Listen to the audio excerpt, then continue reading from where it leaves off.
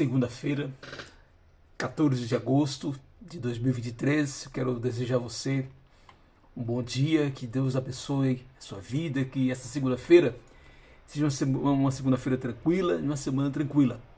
Você me conhece, eu sou um discípulo de Jesus da cidade de Guarulhos, congrego na igreja dele no bairro dos Pimentas, e hoje, mais uma vez, eu quero trazer uma palavra que tanto assim tocou no meu coração, que tanto me edificou, que tanto me orientou. Mas antes eu quero cumprimentar cada um de vocês, você que está ouvindo, de maneira especial cada um dos 429 inscritos do nosso canal. E eu quero continuar sugerindo a inscrição, o like, o compartilhamento dessas mensagens cujo objetivo tem um só: tornar a palavra de Deus cada vez mais conhecida. Aliás, por falar em palavra de Deus, nós estamos oferecendo um curso bíblico, Que Farei para Ser Salvo, um curso presencial no prédio da Igreja de Cristo, de Jesus, no bairro dos Pimentas. E se você mora na região, ou mesmo que não mora na região, mas tem interesse, será um curso que começará dia 15 de setembro, toda sexta-feira, a partir das 19h30.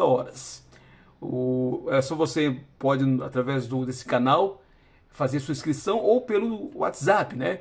O telefone, código 11 97297 8720.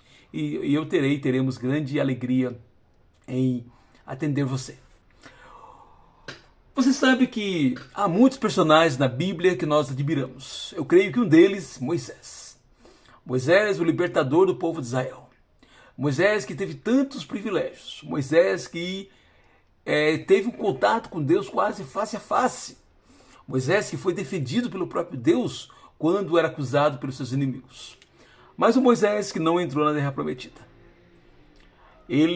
Houve uma oportunidade que Deus mandou ele falar com uma rocha. E ele, ao invés de falar, ele bateu na rocha de maneira assim, inclusive irritada. Ele estava irritado com o povo de Israel por causa da rebeldia do povo.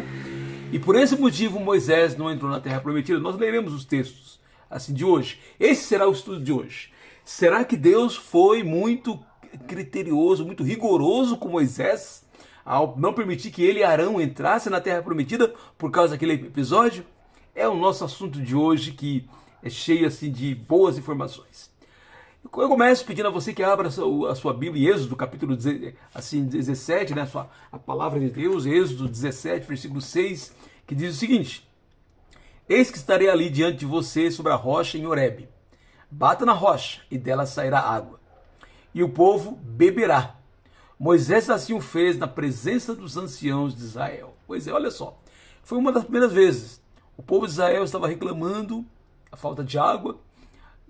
Moisés falou com Deus, orou a ele, e Deus falou: olha, vai lá, bata na rocha e vai haver água. E houve água de fato. Mas aí houve uma outra situação. Na verdade, o livro de Números capítulo 20, né? Nós vamos ler, mas o livro de Números é o livro das reclamações. O livro que o povo de Israel reclama falta de água, reclama falta de carne, reclama pelo calor, reclama de Moisés, reclama de todo mundo. E houve um momento em que reclamou mais uma vez da água. E olha só o que Deus fala lá em Números, capítulo 20, de 7 a 8. O Senhor disse a Moisés: pegue o seu bordão e ajunte o povo, você e Arão, seu irmão, e diante do povo falem, veja bem, falem a rocha, e ela dará sua água. Assim vocês tirarão a água da rocha e darão de beber à congregação. Parecia que seria só mais um repeteco, mais uma situação que ocorrera já anteriormente. Mas aí o versículo 11 diz, olha só que situação do versículo 11. Moisés levantou a mão e feriu a rocha 2 vezes com o seu bordão. Ele não falou com a rocha como Deus tinha mandado. Ele feriu a rocha. E saíram muitas águas. E a congregação e os seus animais beberam. Parecia que estava tudo certo. Mas olha só um versículo depois. Mas o Senhor disse a Moisés e a Arão: por que não creram em mim para me santificarem diante dos filhos de Israel? Vocês não farão entrar este povo na terra que lhe dei. E aí a gente percebe que Moisés não entrou na terra prometida. Lá em Deuteronômio capítulo 5, ele ainda vai insistir com Deus para conseguir entrar, e Deus diz: nem me fale sobre esse assunto, você não entrará. Mas Josué, o seu sucessor, será a pessoa que entrará na terra prometida. Pois é, esse é um acontecimento do Velho Testamento que sempre me deixou perplexo. Por quê? Porque Moisés foi tão fiel, né? Aguentou tanto aquele povo. E exatamente no momento em que estavam para entrar na Terra Prometida, acontece aquela situação e Deus diz que ele não vai entrar e de fato ele não entra. E aí a gente fica pensando, mas para quê tanto rigor da parte de Deus? Mas você sabe que uma das premissas importantes para entendermos a palavra de Deus é utilizarmos a própria palavra para explicar textos que às vezes parecem difíceis. Lá em 2 Pedro 3,16, o próprio apóstolo Pedro reconhece que algumas cartas de Paulo são difíceis de entender. Mas quando nós utilizamos a própria palavra de Deus e não ficamos com conjecturas, ficamos tirando da nossa cabeça o que aquele texto quer dizer, mas utilizando a própria palavra de Deus, nós chegamos sempre a um bom entendimento, né, da palavra de Deus, do que Deus está querendo nos dizer. E aí eu cheguei assim em 1 Coríntios, capítulo 10, versículo 3 e 4, e esse texto abriu a minha mente, a minha visão para entender o porquê Moisés não entrou na Terra Prometida, bem como seu irmão Arão. Olha só, todos eles comeram do mesmo alimento espiritual e beberam da mesma bebida espiritual, porque bebiam de uma pedra espiritual que os seguia. É o Paulo dizendo, e a pedra era Cristo. Olha só, lendo casualmente esse texto da carta de Paulo aos Coríntios, eu compreendi, né, por que Moisés e Arão não entraram na Terra Prometida. Então, há várias menções no Velho Testamento da presença de Jesus antes de encarnar como homem aqui na Terra. Começa lá com Gênesis 1, 26, quando Deus diz façamos no plural.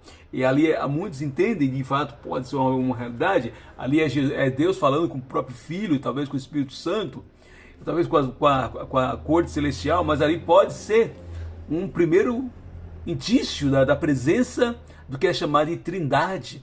Nós chamamos de trindade, mas na verdade na Bíblia essa palavra não existe. A mesma pluralidade ocorre quando Deus refere-se à queda do homem, lá em Gênesis 3:22, quando diz assim, agora o homem se tornou como um de nós, conhecedor do bem e do mal. Mais uma vez, a pluralidade.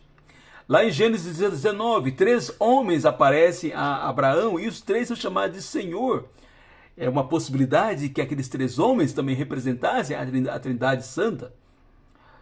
Lá em Daniel capítulo 10, o ser divino que aparece para Daniel e o incentiva e o fortalece é muito semelhante ao ser divino identificado como Jesus, que aparece ao apóstolo João lá em Apocalipse capítulo 1. E lá em Ezequiel capítulo 9 há um ser divino que também comanda a destruição de Jerusalém. Ele se destaca dos demais anjos. E ali pode muito bem ser mais uma vez a presença de Jesus antes da encarnação. Porém, no caso da rocha, que aparece no Velho Testamento, o Novo Testamento, Paulo, inspirado pelo Espírito Santo, ele é claro em dizer, e a pedra era Cristo, e a rocha era Cristo. Logo, na primeira ordem, em Êxodo, Moisés bateu na rocha Jesus por ordem do próprio Deus Pai. E até aí tudo bem, ele estava cumprindo uma ordem. No entanto, em Números, Deus mandou Moisés falar com a rocha. E Moisés, ao invés de falar com a rocha, o texto mostra claramente que Moisés estava irado com o povo de Israel, porque de fato o povo era um povo terrível, um povo muito rebelde. E ele, ao invés de falar com a rocha, ele bate na rocha 2 vezes. Por essa atitude, lá em Deuteronômio capítulo 3, 23 a 29, Moisés não entrou na Terra Prometida, mesmo implorando assim para Deus com muita insistência, mas Deus não quis nem ouvir a palavra dele, e Moisés morreu olhando a Terra Prometida, mas sem a possibilidade de ver. O castigo de Moisés e Arão no Velho Testamento serve como advertência contra toda a rebeldia a Jesus no Novo Testamento. Você sabe que lá no texto que eu li de 1 Coríntios, capítulo 10, diz que o que aconteceu na história de Israel é a advertência para que não se repita na história nossa. Nós que fazemos parte da nova aliança, nós que fazemos parte do povo de Deus, da igreja de Deus no Novo Testamento. Olha só o que Pedro, inspirado por Deus, diz, lá em 1 Pedro 2, 6 a 8. Por isso está na Escritura: eis que põe em Sião uma pedra angular, eleita e preciosa, e quem nela crê não será envergonhada. Portanto, para vocês, os que creem, esta pedra é preciosa. Mas para os descrentes, a pedra que os construtores rejeitaram, essa veio a ser a pedra angular. E qual foi a pedra que os construtores rejeitaram? No Novo Testamento é identificado como Jesus. E pedra de tropeço e rocha de ofensa. São estes que tropeçam na palavra, sendo desobedientes, para o que também foram destinados. Jesus é a pedra angular e preciosa no Novo Testamento. A igreja está edificada sobre a pedra que é Jesus. Quando Jesus diz: Pedro, tu és Pedro, e sobre essa pedra edificarei a minha igreja, depois o próprio apóstolo Pedro identifica essa pedra, não como ele próprio, o apóstolo, mas como o Senhor Jesus, que é a pedra angular, a pedra de esquina, a pedra que sustenta a casa espiritual de Deus, o reino de Deus aqui na terra, que é a igreja. As pessoas que ouvem e obedecem a Jesus são aquelas cuja fé são firmadas sobre a rocha, conforme Mateus capítulo 7, versículo 24 e 25. Mais uma vez, a rocha ali é identificada como Jesus e sua palavra. E para ser firmado, a pessoa deve cavar e assim profundamente alicerçar a sua fé, conforme Lucas 6,48, né? Que diz que esse é semelhante a um homem que, ao construir uma casa, cavou, abriu profunda vala e lançou o alicerce sobre a rocha. Quando veio a enchente, as águas bateram contra aquela casa e não puderam abalar, por ter sido bem construída. Olha só, uma pessoa, a fé dessa pessoa, ela só vai ficar firme se ela cavar profundamente e alicerçar a sua fé sobre a rocha. E a rocha é Jesus, e a rocha é Jesus e a sua palavra, claro. Então, qual é a implicação de Jesus ser a pedra mencionada na Bíblia? Aquela pedra que impediu que Moisés entrasse na terra prometida porque ele foi assim desobediente? Olha só o que o Evangelho diz. Evangelho de João 3,36. Por isso, quem crê no Filho tem a vida eterna. Quem se mantém rebelde contra o Filho não verá vida, mas sobre ele permanece a ira de Deus. No último dia, muitas pessoas chegarão diante de Deus Pai, diante do Todo-Poderoso, pensando que sua religiosidade, que as suas boas obras ou qualquer outro subterfúgio humano será suficiente para ser salvo e entrar nas regiões celestiais. Que a religião e tudo aquele mistério da religião, que muitas vezes as pessoas fazem questão de obedecer mesmo sem ter uma base na palavra de Jesus, na palavra de Deus, na Bíblia. Essas pessoas, a Bíblia diz, vão chorar e ranger de dentes, porque como disse Jesus, abaixo da terra não existe outro nome dado entre os homens pelo qual importa que sejamos salvos. O único nome que vai nos dar salvação é o nome de Jesus, lá em Atos capítulo 4, versículo 12. O próprio Jesus disse que ele é o único caminho, João 14,6. Dessa forma, ante o trono do Todo-Poderoso, se chegarmos desacompanhados do advogado Jesus Cristo, estaremos em maus lençóis, porque não teremos a proteção, porque não fomos limpos pelo sangue de Jesus, conforme 1 João 2,1, que diz que ele é a propiciação, ele é o aplacador da ira de Deus. Deus jogou toda a sua ira na pessoa de Jesus, na cruz do Calvário. E por esse motivo, Jesus é o único que pode nos fazer assim chegar salvos lá no céu. Ele é o único caminho, sem tê-lo confessado como Senhor, sem ter lavado os nossos pecados no momento do nosso assim, batismo, sem ter nos arrependido dos nossos pecados. Então, sem ter permanecido fiel a Jesus, da igreja dele, para Deus, no dia final, será uma afronta. Como foi uma afronta Moisés e Arão terem desobedecido. E ao invés de falar com a rocha, que era Jesus, lá no Velho Testamento, eles bateram na rocha e foram rebeldes e desobedientes.